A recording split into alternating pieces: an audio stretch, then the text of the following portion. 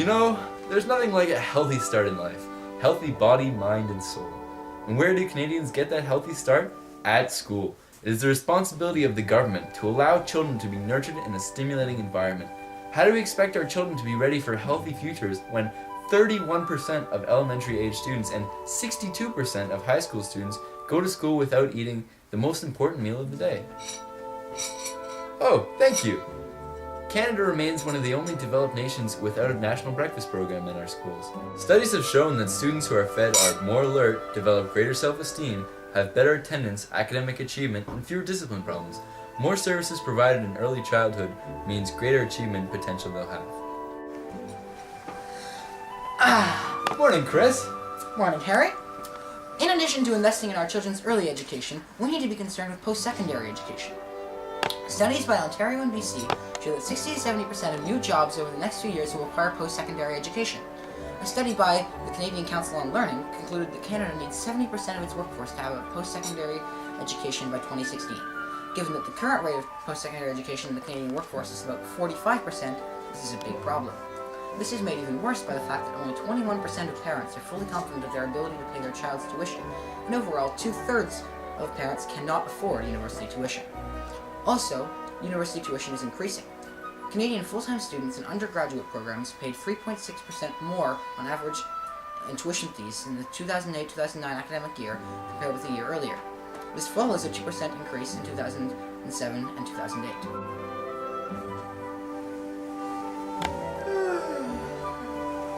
And the problems faced by most Canadians pale in comparison to those facing new Canadians. A report last January conducted for the Elementary Teachers of Toronto said teachers are spending equivalent to 1 day a week trying to make up for the lack of ESL support for the immigrant students. When 28% of the population is expected to be foreign-born by 2031, the government must be prepared to provide the necessary accommodations for the successful integration of ESL students into the public school system.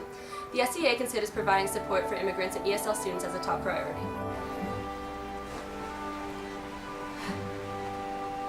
Are you an athlete? An artist.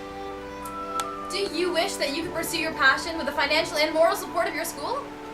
The SDA understands. Arts in Canada have been consistently suffering subsidy cuts. Over $45 million just 2 years ago. Governments have been arguing that there's enough money being devoted to helping up-and-coming artists when 118,000 Quebecers work in the arts and half earn less than $20,000 a year. As you can imagine, this discourages today's youth from doing what they dream of. The truth is that $1 of government subsidies from the arts returns $11 to the government, and in 2005 in the Quebec City region, the growth of cultural industries was at 9.3%, generating $247 million in the region alone. We, the SDA, promise to increase subsidies for arts and athletic programs in Canadian schools to help bring Canadian talent back and stronger than ever.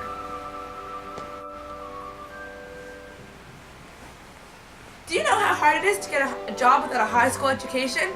In 2004, the unemployment rate for 25 to 29-year-olds who had not completed high school stood at 15%, compared to 7% for university graduates. The current dropout rate among high school students is approximately 8.5%. People who do not graduate high school are twice as likely to be unemployed.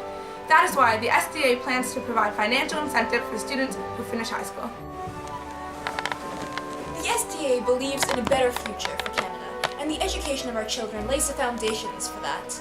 We believe that every child should have the opportunity to succeed at the highest level they are able, and to that end, we believe the education system in this country needs to provide more incentives for finishing high school, finishing post-secondary degrees, and providing funding for the arts and athletic programs. There is no better investment than an investment in Canada's future.